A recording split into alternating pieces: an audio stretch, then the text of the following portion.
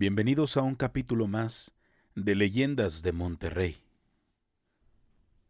Cuenta la leyenda que un nahual puede desprenderse de su piel y transformarse. El nahual deja su forma humana por un tiempo determinado para adquirir la de un animal elegido, algunos con el fin de dañar, como el de la siguiente historia. Historia basada en eventos reales, adaptada por Eduardo Liñán, el escritor del miedo. Te dejamos su fanpage en la descripción del video.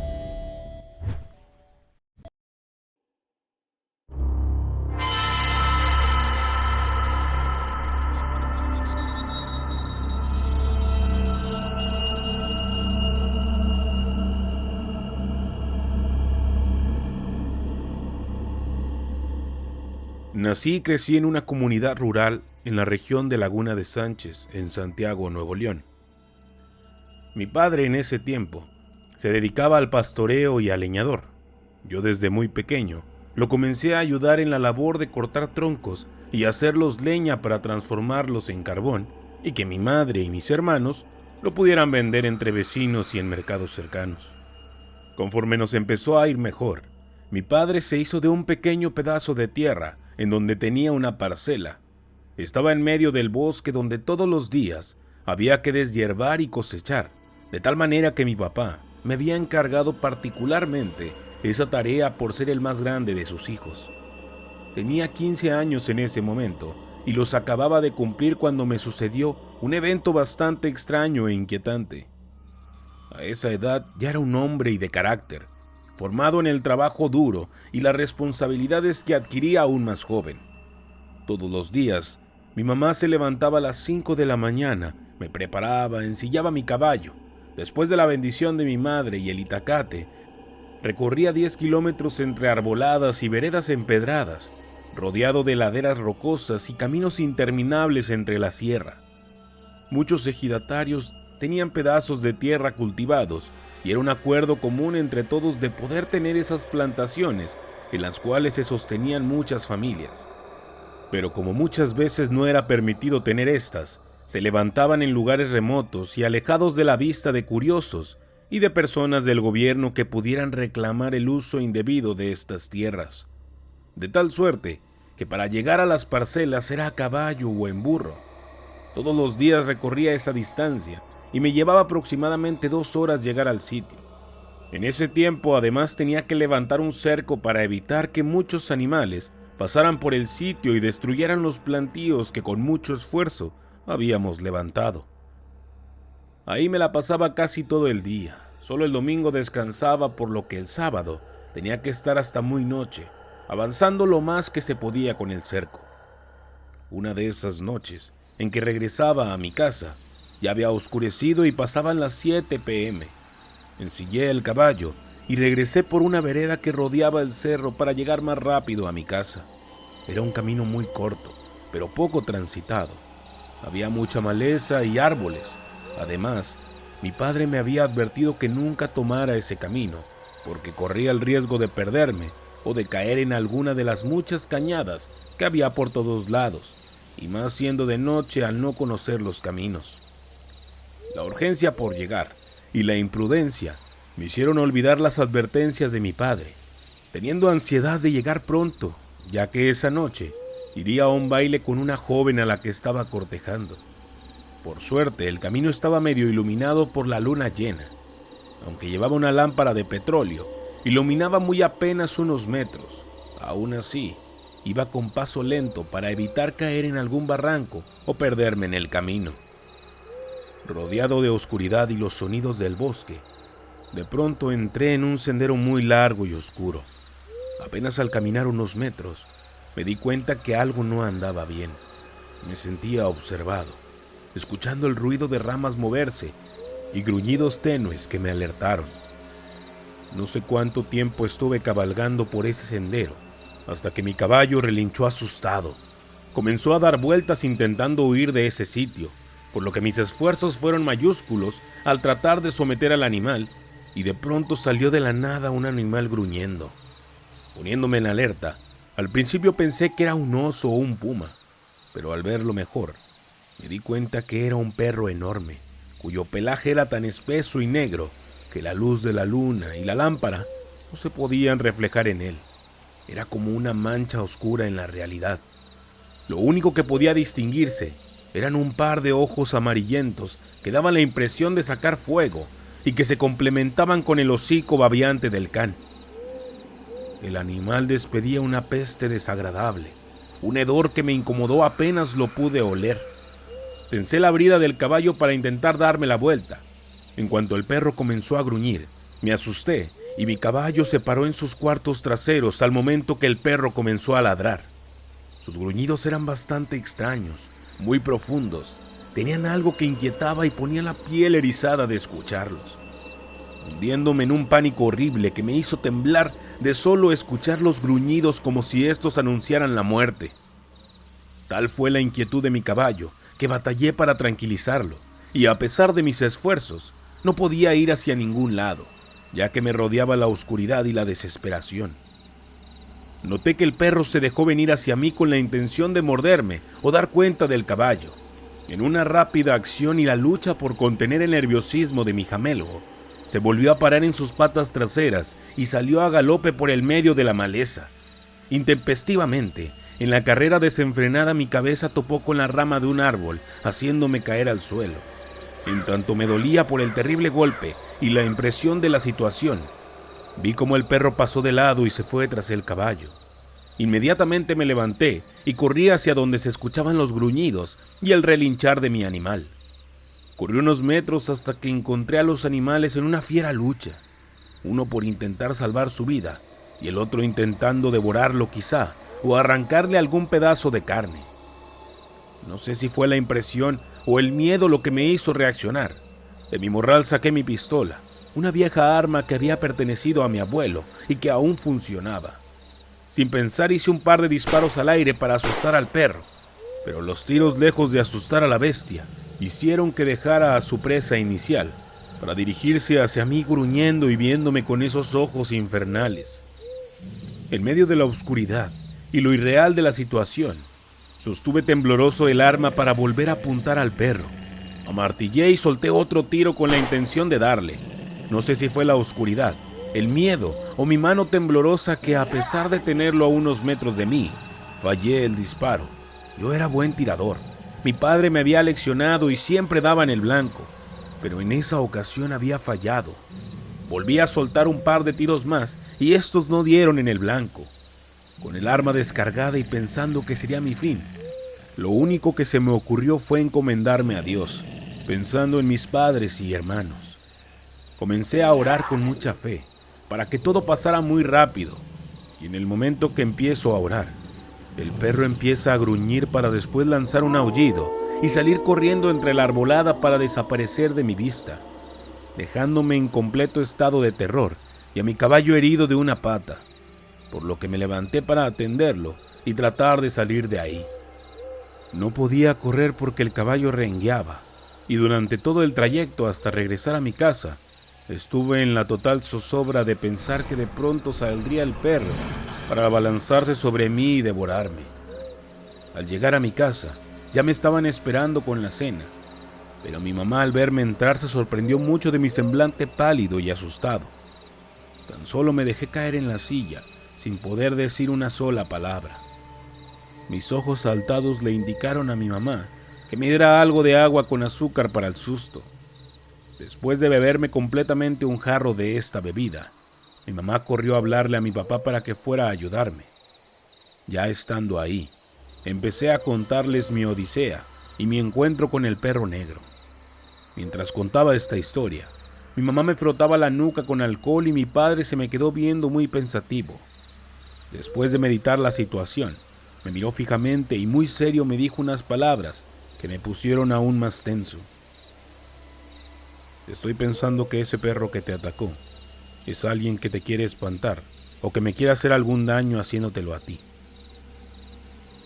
En eso mi mamá vio a mi padre y le dijo que callara esas cosas porque eran delicadas.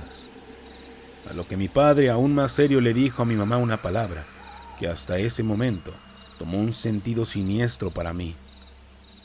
Eso que atacó a nuestro hijo, mujer, no es un perro, es un nahual. Al decir esta palabra, mi mamá se persignó y se puso a preparar café mientras yo platicaba con mi padre. Él me reveló que había tenido conflictos con un ejidatario hace unas semanas por la supuesta invasión de un pedazo de tierra que tenía en el monte. Ahí nadie era dueño de nada, todos tenían un acuerdo y era una cortesía únicamente comentar cuánta tierra tenían sembrada. El hombre al que se refería era un jefe comunal, don Sabín, un hombre ambicioso y extraño al que la gente de la comunidad le tenía cierto respeto y miedo, porque se decía que era malo, que caminaba con la muerte y con el diablo a su espalda, además de tener amistades en el gobierno que le solapaban muchos atropellos.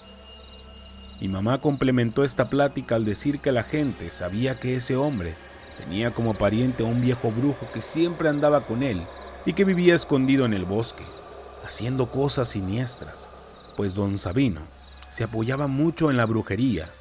Tanto mi mamá como mi padre suponían que ese ejidatario ambicioso se quería hacer de varios terrenos a base de amenazas y echarles miedo a los lugareños. Mira, mijo, ese hombre es muy peligroso y ese perro no es algo natural. Quizás sea un brujo que se convierte en nahual. Ten mucho cuidado y ve siempre armado, dispuesto a todo. Yo haré lo propio, me advirtió mi papá. Después de esa advertencia, todo para mí fue bastante inquietante.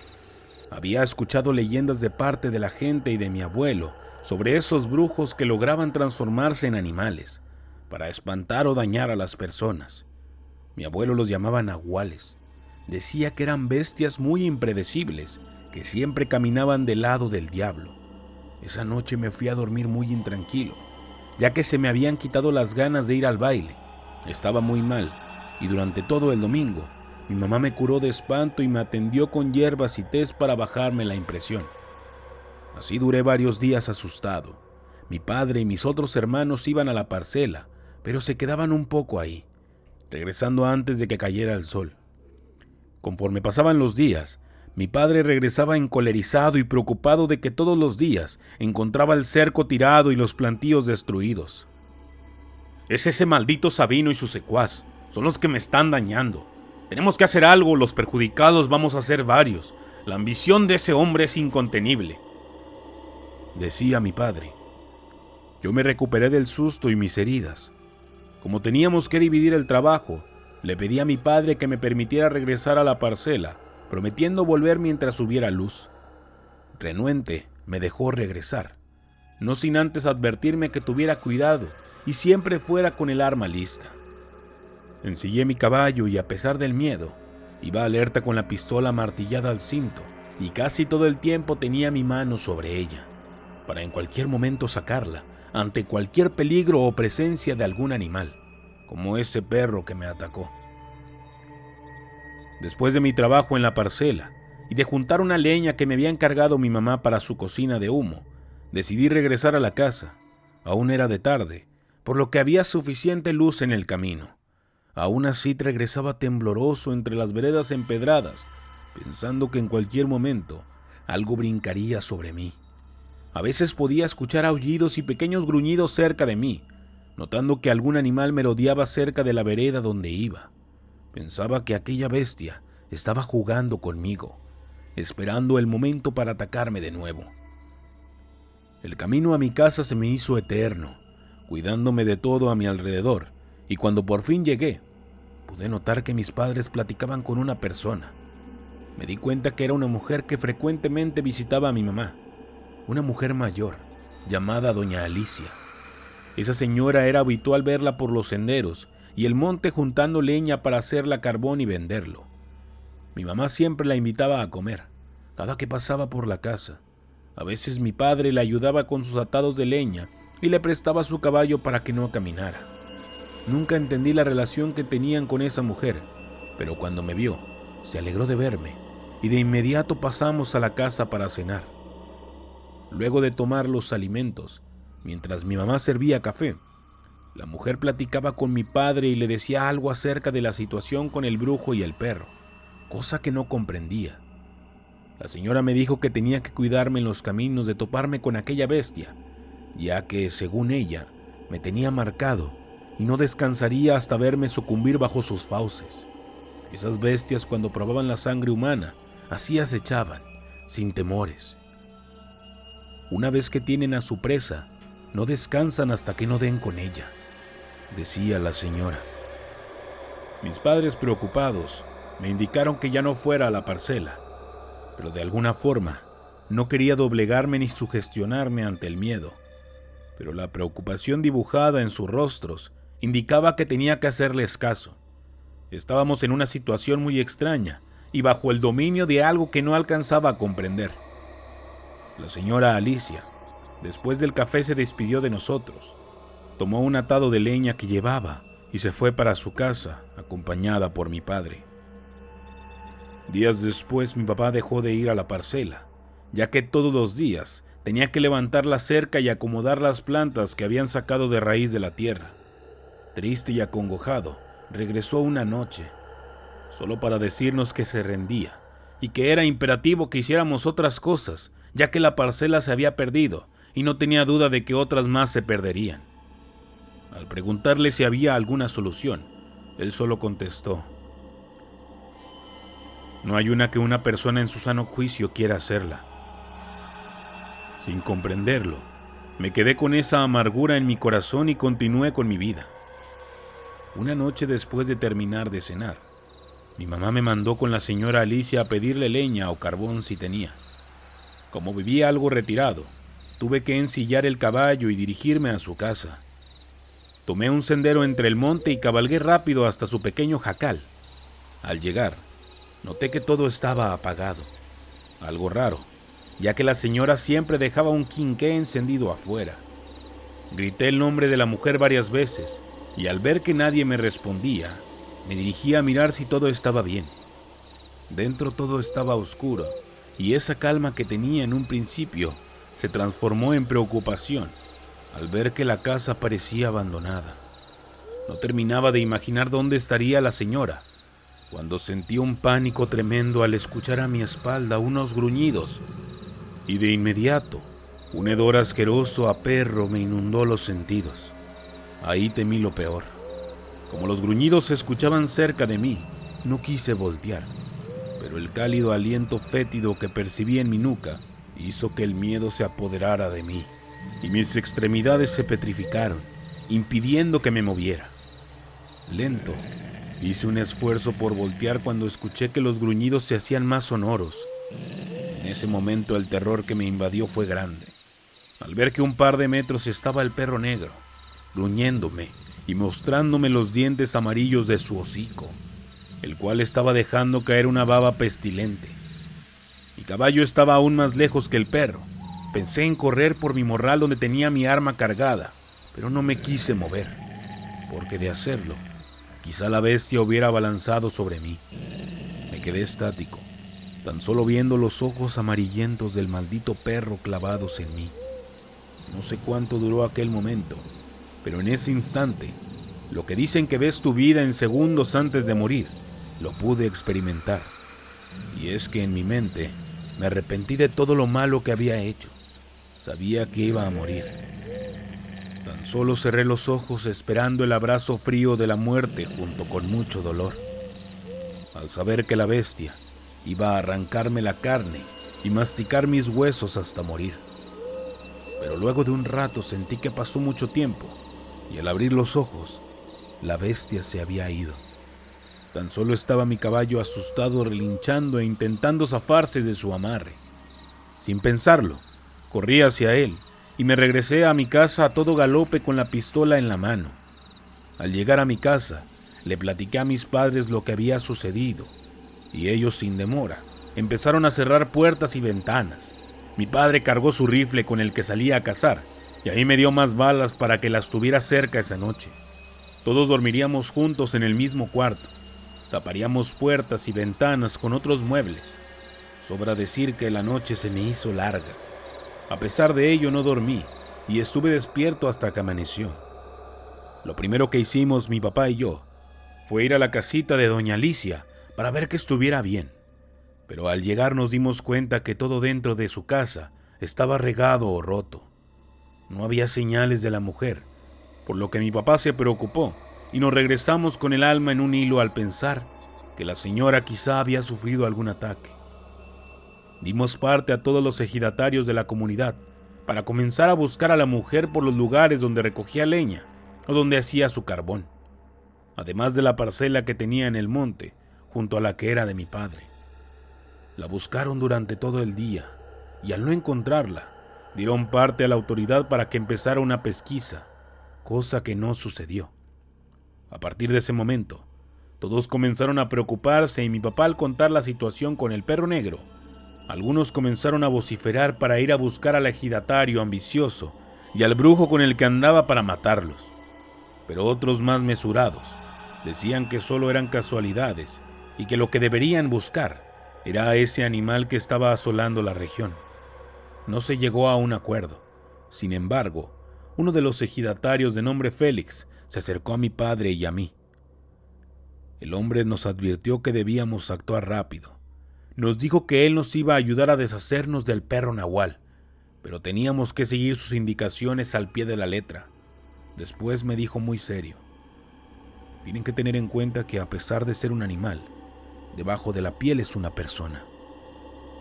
Sin comprender sus palabras, mi papá y yo aceptamos su ayuda, ya que era mucho nuestro temor y preocupación por todo lo que estaba pasando. Teníamos que acabar con eso que nos estaba dañando y que estaba dañando la tranquilidad del ejido. Quedamos de ir con un amigo suyo que vivía en otro pueblo que se dedicaba a curandero. Nos trasladamos a ese lugar y don Félix, cuando vio a su amigo, le contó los problemas que habían elegido y la situación que me había pasado. El hombre muy serio me pidió las balas de mi pistola y las del rifle de mi papá y algunas cosas que ocupaba para hacer una especie de curación o bendición a estos objetos. Nos dijo que si teníamos otras armas como cuchillos o machetes, también las podíamos usar en contra de este animal infernal. Pero tengan cuidado, que sus ojos no los engañen. A pesar de ser una bestia, obra con la astucia de una persona, afirmó el curandero al darle las balas y los cuchillos que traíamos. Nos dijo que regresáramos a su casa al día siguiente. Así lo hicimos. Al amanecer nos dirigimos a la casa de este hombre. Cuando nos vio llegar, se levantó de la mesa para ir a un altar con santitos que tenía, entregándonos las balas y los cuchillos, comentando lo siguiente: anoche curé las balas y los cuchillos. Les aseguro que ahora sí le van a poder dar muerte a ese maldito animal. Pero tengan cuidado, es muy listo y quizá no les vaya a gustar lo que vayan a ver después. Encomiéndense a Dios y que todo se arregle, advirtió el curandero. Al revisar las balas y el cuchillo, mi padre y yo notamos que en el casquillo venían cruces marcadas, además de una cera de color verde, la cual había bañado las balas, así como la hoja de los cuchillos. Yo estaba escéptico con todo aquello y pensaba que había sido una tontería haber ido con ese hombre, pero ¿qué más podíamos hacer si el miedo nos estaba dominando? Pasaron varias noches sin problemas hasta que mi papá tuvo que salir para arreglar unos papeles de su terreno, quedándonos mi mamá, mis hermanos y yo en la casa. Antes de irse, nos advirtió que nos encerráramos y tener siempre las armas listas. Sería de madrugada cuando me despertó un ruido afuera de la casa. Me asomé de inmediato y la luz azulada de la luna llena me reveló que algo andaba merodeando el corral de los animales, una sombra que iba y venía. Al notar el hedor que ya conocía, los pelos de la nuca se me erizaron al tiempo que tomaba mi pistola y me preparaba para salir a enfrentarme a lo que fuera o estuviera ahí. Envalentonado por la imprudencia, respiré hondo antes de quitar la tranca de la puerta y al salir, vi con sorpresa al perro negro sentado afuera de la propiedad, sobre un sendero que llevaba al monte. Al apuntarle con mi pistola, el animal sintió el peligro y salió corriendo. Mi primer impulso fue disparar, pero de forma temeraria e irresponsable corrí tras el animal, confiando en que las balas y el cuchillo me ayudarían a darle muerte. Pero luego de correr unos metros en la oscuridad y al verme rodeado de árboles en medio de la nada, supe que había sido un error y comencé a temer por mi vida, temblando como nunca lo había hecho. Al ver que el perro salió de los árboles, dirigiéndose hacia mí lentamente y gruñendo. Mi primer impulso fue sacar el arma y descargarla, pero mi papá me había enseñado a disparar y siempre me aconsejó esperar el momento justo para hacerlo. Venciendo el miedo, tomé mi tiempo y con la mano temblorosa apunté bien. La oscuridad en la que estaba quizá me ayudó para que el animal no se diera cuenta de mis intenciones, y cuando dio la primera zancada para correr hacia mí, disparé. Se escuchó el ruido ensordecedor del tiro. A pesar de ello no le di, y cuando el animal intentó rodearme, le suelto 2 tiros más y esta vez uno dio en su pata trasera, haciéndolo arrastrarse y levantando mucho polvo. El aullido de dolor que lanzó me erizó la piel porque era un sonido muy extraño, entre animal y hombre, algo que jamás había escuchado. El perro herido salió huyendo por una vereda, perdiéndose en la oscuridad. Mi corazón latía desbocadamente por la adrenalina y sin demora intenté ubicarme para regresar sobre mis pasos. Así lo hice hasta que llegué a mi casa, donde ya me esperaba mi mamá con el rifle en sus brazos. Tan solo entré y me dio su remedio de agua con sal, además de frotarme alcohol en la nuca para quitarme el espanto, aunque esa noche no pude dormir porque escuchaba aullidos a lo lejos y pensaba que era el animal herido, que quizá quería volver. Pero ya no me sorprendería más.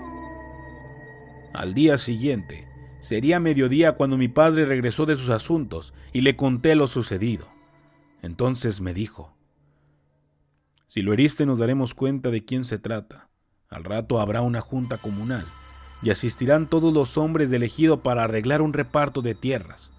Pela bien los ojos y fíjate quién renguea de su pierna. Yo enfrentaré a Sabino, seguramente sabrá algo. Esa tarde fuimos a la junta ejidal y todos los hombres se habían reunido para discutir, pero yo estaba concentrado en fijarme en cada uno, en cómo caminaban. El señor Sabino no había asistido, había mandado a un representante, pero este no cojeaba de su pierna. Cuando terminó la junta y todos comenzaron a retirarse, al poco rato mi papá llegó junto al señor Félix, y antes de que pudiera decirle algo, mi papá dijo: no vas a creer a quién heriste, acompáñanos. Salimos caminando por un largo sendero, hasta una propiedad que estaba al pie de un cerrito. La casa era de un viejo ejidatario, un señor ya mayor que era conocido por todos, aunque era un hombre ermitaño y huraño. Decían que tenía una gran amistad con don Sabino y que de alguna forma estaba involucrado con él, en sus fechorías, pero nunca nos imaginamos lo que encontraríamos ahí. Luego de rodear la casa, buscamos al hombre y lo único que vimos en el patio trasero era un rastro de sangre que conducía al interior de la casa. Al entrar todo estaba en desorden. Había suciedad, basura y huesos de animal regados por todas partes, que producían una pestilencia espantosa, además de una nube de moscas que de inmediato nos recibió cuando nos acercamos a unos despojos. Estos estaban sobre una vieja cama de palos, cuyas sábanas estaban manchadas de sangre y pelos negros de animal, pero del viejo no había rastros. Al dar parte a los ejidatarios de lo que habíamos encontrado, todos suponían que ese hombre era el brazo derecho de don Sabino para hacer tropelías y cometer crímenes, aunque no de la manera en que todos se imaginaban. Así que lo buscaron infructuosamente para lincharlo. Nunca encontraron al hombre y don Sabino había huido del ejido, amenazado con responsabilizarlo por la desaparición de doña Alicia, la cual nunca la pudieron encontrar, suponiendo que el viejo había dado cuenta de ella para despojarla de su pedazo de tierra. Esta historia termina cuando un día, unos carboneros que regresaban del monte encontraron el cuerpo de un hombre a la orilla de un sendero. Estaba desnudo, había sido devorado por las bestias y lo más extraño, era una herida de bala que tenía en su pierna izquierda, la cual estaba verdosa por una cera alrededor del orificio de la bala. El hombre fue identificado como Melesio Aguirre, el secuaz de don Sabino. Tenía ya varios días de haber muerto y su cuerpo estaba en avanzado estado de descomposición. Por extraño que parezca, los hombres que encontraron el cuerpo decían que tanto sus pies como sus manos no eran de persona, sino de alguna clase de animal. Algo que se rumoraba era que Melesio le había vendido su alma al diablo y que éste había ido a reclamarla al morir. Cuando supe que habían encontrado su cuerpo y de qué forma, no evité sentirme mal porque me sentía responsable de su muerte. Si es que todas esas leyendas que me habían contado resultaban ciertas, pero mi padre me tranquilizó al decirme que no temiera, que lo que había matado era una bestia al servicio del diablo y que quizá había salvado muchas vidas y la de mis hermanos. La verdad nunca la supe con certeza, pero en ese capítulo en mi vida siempre me persiguió. Aún después de estos eventos, no podía dormir en paz y cuando escuchaba algún aullido o gruñido en el monte, me levantaba con la pistola en la mano y rezaba porque aquel horror que experimenté no volviera en la figura de algún nahual. Si te gustó la historia, dale like y compartir. No olvides darle clic en la campanita para avisarte cada vez que tengamos un nuevo video. Mi nombre es Jonathan Espinosa y esto es Leyendas de Monterrey.